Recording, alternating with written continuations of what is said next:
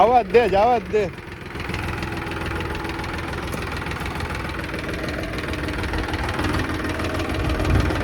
એનું જો આ લારીનું મોટું ઓલા ખૂણે આવી જાય ને કનવેલા ક્યાં ત્રાહી પડી જાય ને એમ કરે એટલે આપણે ઉતારવામાં એ મોઢું આ ખૂણે આવી જાય એવું કંઈક કરે ને તો આખી આમ ત્રાહી રહી જાય.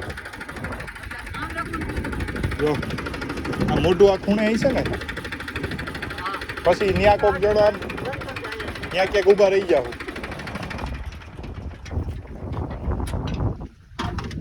બાપુ આ ટ્રેક્ટર લઈને ધારી જવાનું.